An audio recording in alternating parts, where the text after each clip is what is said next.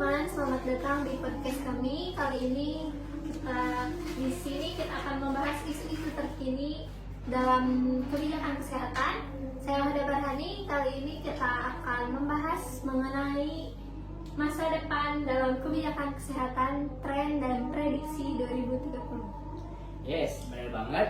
Saya Adam Kodi Putra Semongkar. Di sini kita bakalan ngobrolin gimana sih kebijakan kesehatan akan berubah dan apa saja yang bisa kita harapkan di tahun 2030. Dan tentunya kita gak sendirian. Hari ini kita kedatangan seorang ahli kesehatan, Kang Jaya. Halo Kang Jaya. Oke, halo. Nah sebelumnya itu izinkan saya membacakan CV beliau.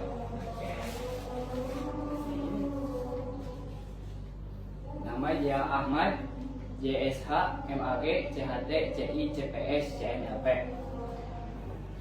S1 Sarjana Hukum, Prodi Hukum Keluarga Islam, Inu Tasikmaya Pendidikan Khusus Profesi Hipnoterapis di Prahipti, Pusat Jakarta. S2 Magister Psikoterapi dan Psikologi Islam Ilmu Tasawuf IAIN Suryaya. Senang banget ya bisa podcast bareng bersama Kang Jaya. Alhamdulillah. Sehat ya, Mahda sama siapa ada Pak ya? Mudah-mudahan sehat selalu ya. Langsung aja ya Kang, kita mulai. Jadi menurut Akang apa aja sih tren yang bakal hype dalam kebijakan kesehatan di tahun 2030? Oke, sebelumnya terima kasih banyak kepada Mahda dan juga Dafa yang sudah sharing session dengan saya. Kebetulan kalau saya bekerja di klinik itu di bagian psikologi, dan juga saya juga bekerja di rumah sakit Siti Medina ya, di bagian mental health educator. Itu juga saya sebagai terapis psikologi di tempat rehabilitasi narkoba dan gangguan jiwa ya, di Polres Nurul Firdaus. Jadi kalau teman-teman merasa gangguan jiwa boleh hubungi saya gitu ya. Jadi teman-teman memang adanya kebijakan yang hype di tahun 2030 nanti,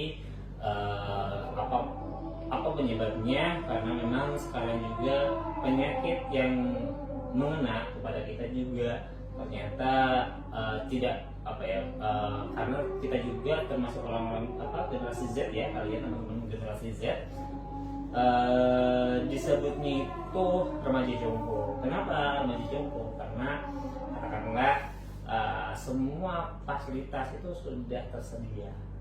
Contoh kayak teman-teman mau beli sesuatu sekarang nggak harus ke pasar, nggak harus ke supermarket, dengan klik-klik di e-commerce langsung aja, gitu kan, seperti itu. Jadi teman-teman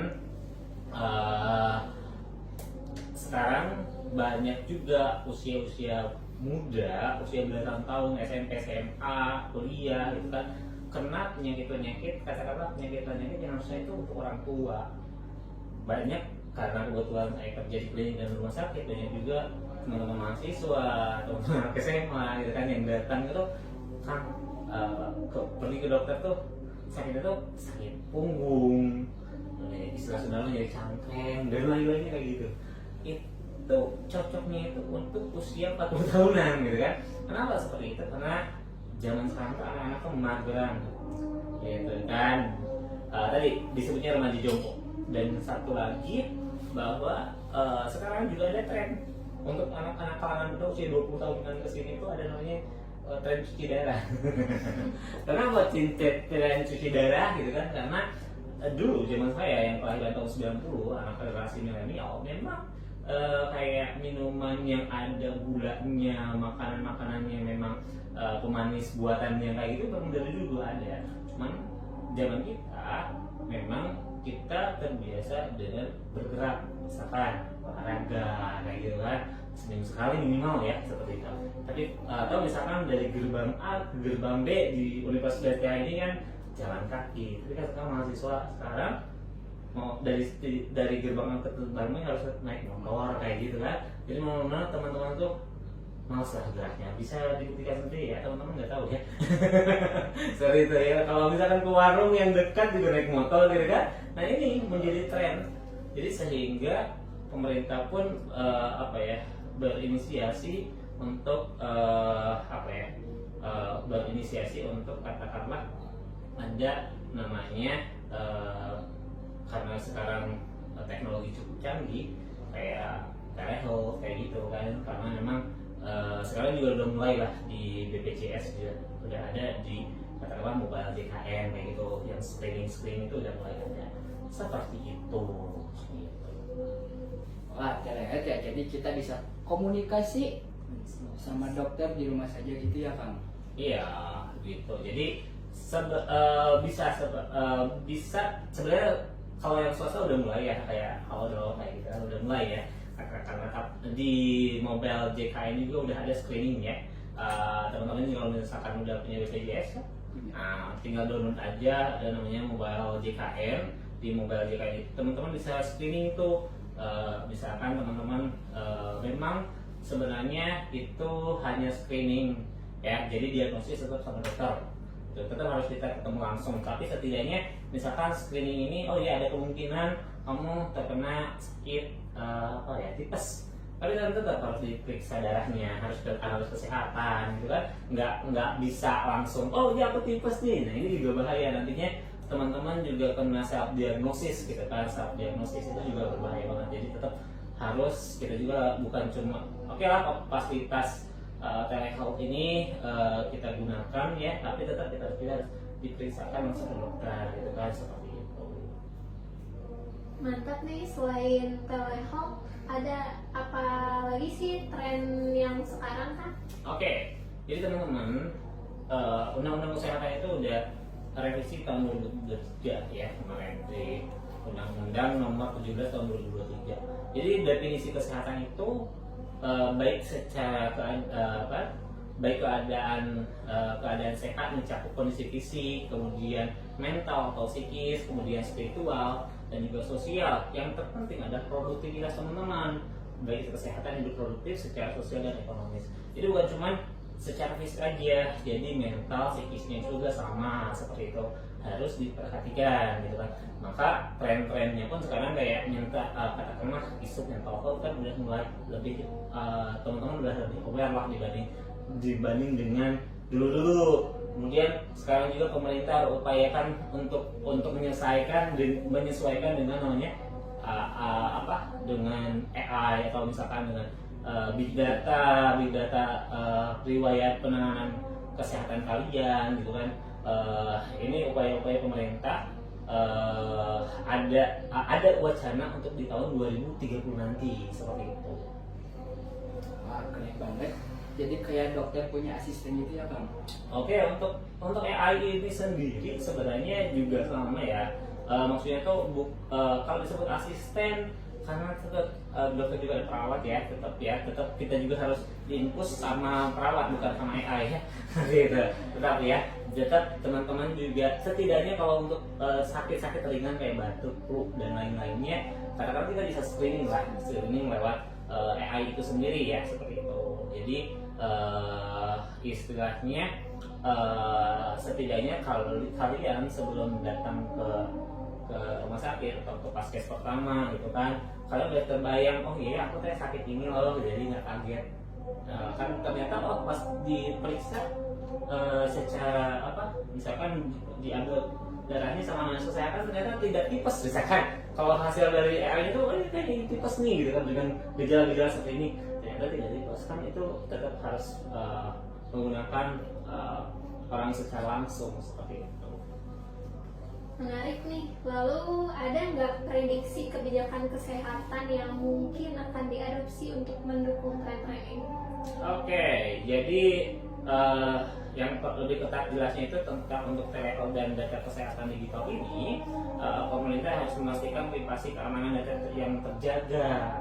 Ya, selain itu kebijakan yang mendukung investasi infrastruktur teknologi yang kesehatan, terutama di daerah-daerah yang selama yang terpinggirkan seperti itu. Masalahnya juga kemarin kan kita ada sedikit isu lah dengan, mohon maaf ya, kemarin tentang Kominfo ya, dan datanya kita bocor gitu kan. Jadi memang big data ini juga sebenarnya jadi ada trust isu lah masyarakat juga. Nah, yang mudah-mudahan kedepannya pemerintah juga lebih tahu lah bagian-bagiannya atau misalkan yang kompeten yang di bagian tersebut. Jadi bagian IT harus kerjasama dengan bagian kesehatan juga, karena orang yang tahu kesehatan ya orang kesehatan seperti itu. Dia tahu teknologi dengan IT, jadi harus berkolaborasi. Jangan sampai orang yang menangani kesehatan dan juga tentang teknologi ini, katakanlah orang-orang kemudian yang misalkan saja mampu atau apa gitu kan, ya yang sekedar hanya pelatihan saja beberapa hari, itu menurut kami sih kurang cocok itu kan. Tapi saya yakin lah nanti di kedepannya dan sekarang juga pemerintahan Prabowo juga selalu orang-orang yang kompeten di dalamnya seperti itu. Nah, Kang, terus gimana dengan peran masyarakat sendiri dengan tren ini, Kang? Oke, peran masyarakat sendiri untuk tren ini ya kita harus dukung ya. Pemerintah apapun itu rencananya, wacananya harus kita dukung. Itu juga untuk kebaikan kita ke depannya seperti itu ya. Kita doakan saja mudah-mudahan pemerintah bisa jauh lebih baik lagi. Kita doakan yang terbaik buat pemerintah supaya katakanlah harapan pemerintah itu 2030 itu kita semuanya sejahtera, baik secara kesehatan secara fisik, psikis gitu kan, maupun sosial dan juga ekonomi seperti itu ya. Supaya katakanlah ya kita sebagai warga masyarakat kita dukung lah gitu kan, kita dukung upaya pemerintah untuk kebaikan kita sendiri, ya karena wacana ini untuk kebaikan kita sendiri. Ya mudah-mudahan pada saat keberlangsungan proses menuju kebijakan kesehatan ini, kita juga harus mengawasi supaya tidak sampai disalahgunakan oleh misalkan pejabat-pejabat dari mulai pedesaan, kecamatan, bupati, wali kota, gubernur gitu kan. Mudah-mudahan benar-benar benar-benar terrealisasikan, benar-benar tidak ada namanya pun ternyata tidak ada korupsi ya, tidak ada kelalaian, dan memang kita sebagai masyarakat harus mengawasi kebijakan pemerintah ini. Gitu. Nah, ngomong-ngomong soal telekom tadi nih, saya jadi penasaran kalau misalnya di tahun 2030 ini telekom sudah jadi mainstream. Gimana ya dengan akses untuk daerah-daerah terpencil yang mungkin infrastruktur internetnya masih kurang? Oke. Kalau saya sih tahun 2030 ini untuk daerah perkotaan sepertinya bakal terrealisasikan mainstream ya, gitu kan. Dengan adanya kebijakan ini ya, ini kan wacana pemerintah gitu kan, mudah-mudahan terrealisasikan. Tapi untuk daerah-daerah terpencil ada kemungkinan yaitu masih memerlukan waktu. Tapi mudah-mudahan ya, kalau misalkan tadi apa yang saya katakan tadi bahwa ini sebuah tantangan gitu kan untuk daerah-daerah pedesaan, atau itu kan beda ya, aksesnya juga beda gitu kan. Ya yang penting adalah di Indonesia ini apakah di daerah Papua semuanya sudah ada listrik atau penerangan seperti itu kan, kita nggak tahu juga ya, memang penerangan dulu gitu kan. Tapi kalau misalkan semua, dan memang sih kemarin juga kan ada di Papua juga ada korupsi ya besar-besaran. Jadi ya mudah-mudahan kalau misalkan tidak ada yang seperti itu bisa terrealisasikan ya. Tolonglah ya untuk para pejabat-pejabat, jangan kalian itu disumpah itu untuk mengabdi untuk orang banyak, untuk mengabdi kepada orang banyak, mementingkan orang banyak yang mementingkan diri pribadi gitu. Jadi kalau misalkan pemangku kebijakan yang amanah dan benar-benar memperhatikan untuk orang banyak, ya insya Allah terrealisasikan, insya Allah. Tapi kalau misalkan kita lihat ya alhamdulillah awal-awal pada saatnya, mudah-mudahan terus seperti itu ya. Pada saat awal Presiden Prabowo dilantik ya, udah mulai banyak tuh koruptor dipangkas itu kan, dihukum itu kan, yang berapa ratus triliun juga ada ya gitu kan. Tapi pada saat persidangannya juga dia tidak mengakui gitu kan, padahal alat bukti ada gitu kan, dan lain-lainnya alat bukti ada, dan yang namanya juga mana ada sih maling ngaku gitu kan seperti itu. Dan itu viral ya di medsos gitu kan, saya nggak akan sebutin lah. dan itu bisa bikin iba orang gitu kan. Tapi ya mudah-mudahan kita benar-benar pangkas lah. Walau ya, karena kalau saya lihat dari secara alat bukti memang mengarah gitu, dan mudah-mudahan memang harus dipangkas gitu kan, karena kita sebagai pejabat harus mementingkan kepentingan banyak orang, bukan kepentingan pribadi seperti itu. Nah, kan soal AI dan Big Data pasti juga ada tantangan tersendiri ya kan. Misalnya soal bagaimana mengolah dan menjaga keamanan data dalam jumlah yang begitu besar. Oke. Jadi teman-teman seperti ini ya. Seperti kejadian yang kemarin, sebagai masyarakat nih, saya balikin lagi aja ke teman-teman. Kalian percaya nggak sih? katakanlah ya, udah terjadi karena kemarin kebocoran data kita gitu kan. Apalagi sekarang, data bahaya banget ya, KTP kayak gitu kan bisa dijadikan pinjol gitu kan. Ada beberapa kasus juga, aku nggak pernah minjem uang tapi kok tiba-tiba ada tagihan kayak gitu kan. Yang kalau saya lihat di media sosial kayak gitu, ya berarti pemerintah tugasnya itu bagaimana supaya masyarakat percaya kembali, mengambil simpatiknya lagi gitu. Ya alhamdulillah mungkin ya tadi ya Pak Prabowo udah mulai mengikis koruptor itu. Kemudian juga untuk Kominfo juga ya, harus katakanlah di bagian IT ini harus benar-benar bagian-bagiannya lah, jangan sampai kita kalah sama hacker itu. Ya berarti misalkan secara teknologi harus kita di atas di mereka gitu kan. Jangan cuman apa ya namanya tuh dengan katakanlah instruksi bahwa hacker jangan ambil data kita, tapi kita harus lebih canggih daripada mereka. Berarti kita juga harus bersanding dengan ahli-ahli baik itu di bidang IT, baik itu di bidang kesehatan. Karena bidang IT juga tidak karena ahli bagian kesehatan juga ya, kita harus sharing juga sama bagian-bagian ahli kesehatan juga.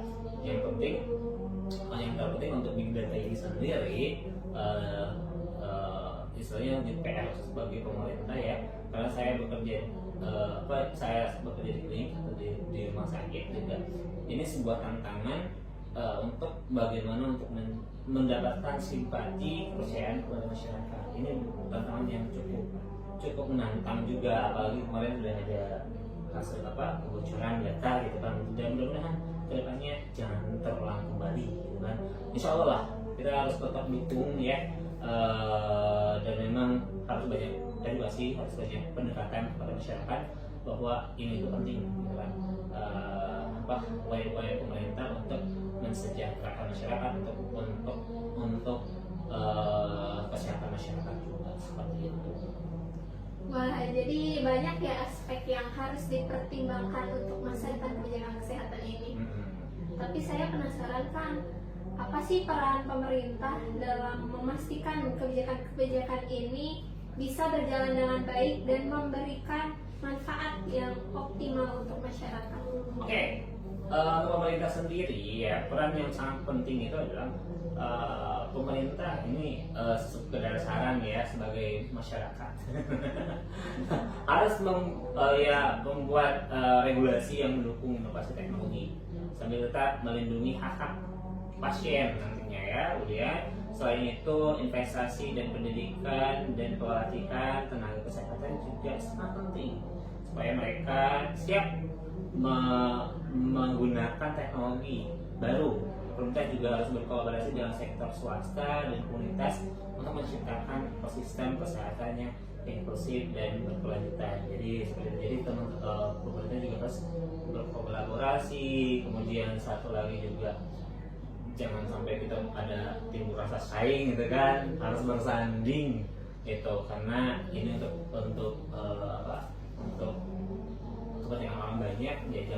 Jangan sampai dari pemerintah juga mementingkan pribadi seperti itu. Berarti kolaborasi antara pemerintah dan sektor swasta dan masyarakat juga sangat penting ya Bang. Iya. Betul sekali lah. Bisa ya seperti itu. banget nih obrolan kita hari ini, tapi sayangnya waktunya udah habis. Jadi sebelum kita tutup, ada gak sih pesan penutup yang ingin Akang sampaikan? Oke, buat teman-teman semuanya, apapun kebijakan nanti dari pemerintah, kita harus dukung dengan optimis. Karena kalau kita optimis, mudah-mudahan ya, seperti karena saya sebagai orang mental health educator ya, jadi saya pernah baca ada dalam bukunya Ronald Byron ya, The Secret ya, ada namanya hukum law of attraction, apa yang sering kita ucapkan yang terjadi. Ya coba bayangkan aja, saya harap ya dari 300 juta penduduk Indonesia ini, dan mudah-mudahan ini juga viral ya, mendoakan pemerintah lah hal yang baik ya, misalkan kayak mohon ya, misalkan di Arab bukan, kemudian di Arab Saudi, kemudian di jangan jauh-jauh lah kayak di Brunei, di Malaysia itu setiap habis sholat tuh sebagai umat muslim ya mendoakan pimpinannya semoga disolehkan, dikasih amanah gitu kan, seperti itu, dikasih amanah gitu kan. Coba doakan seperti itu ya, supaya negara kita menjadi jauh lebih maju. Bukan mohon maaf ya, kita kebanyakan yang sudah itu menjelekan pemimpin kita gitu kan, wah pemimpin enggak bener lah gitu kan. Nah, nanti akhirnya nggak benar, akhirnya sesuai dengan perkataan kita ya. Ini juga sama kalau dalam Islam juga ada dalam diskusi Allah itu bersama prasangka hambanya ya. Kalau hambanya berprasangka yang baik, maka Allah kasih yang baik. Kalau hambanya berprasangka yang jelek, maka Allah kasih yang jelek, gitu, sesuai dalam hadis itu. Jadi saya memang bukan berarti saya katakanlah ya kita harus mendoakan yang baik-baik. Kalaupun misalkan ada hal yang negatif di pemerintah, kita utarakan, kita sampaikan gitu kan, langsung kepada pemerintah. Sekarang juga alhamdulillah ya, kayak yang di medsos tuh kayak admin Gerindra langsung gercep ya gitu kan, itu bagus banget ya untuk gitu ya kita bisa sampaikan gitu kan, kita sampaikan. Dan ingat ya, untuk tugas pejabat kayak anggota dewan gitu kan, kalian tuh kalian itu sebagai wakil rakyat, jadi sampaikan aspirasi rakyat untuk kepentingan rakyat, bukan cuman sekedar punya mobil diwakilkan, punya fasilitas yang mewah diwakilkan, bukan itu ya. Bukan jadi wakil rakyat itu bukan kayak gitu ya. Aspirasi untuk kepentingan orang banyak, bukan untuk kepentingan pribadi, seperti itu. Jadi tetap kita sebagai masyarakat harus optimis bahwa apapun yang akan dilakukan pemerintah itu untuk kebaikan kita, dan mudah-mudahan untuk para pejabat juga, kalau udah dikasih amanah, kalau misalkan udah dikasih katakanlah investasi untuk regulasi untuk kebijakan ini, maka itu telepon ataupun misalkan di data atau AI ini dananya benar-benar amanah sampai ke masyarakat gitu kan, sampai ke masyarakat, dan kita sama-sama beradaptasi, selalu belajar dengan informasi-informasi yang sekarang cepat banget ya lewat ini. Karena hati-hati ya untuk para pejabat juga, sekarang semuanya itu serba viral ya. Jangan takut dengan teknologi ya, tapi justru manfaatkan untuk membuat hidup kita jauh lebih baik dan berkualitas. Jadi seperti itu. Jadi pesannya tadi buat masyarakat harus optimis, kemudian doakan yang terbaik buat pimpinan kita.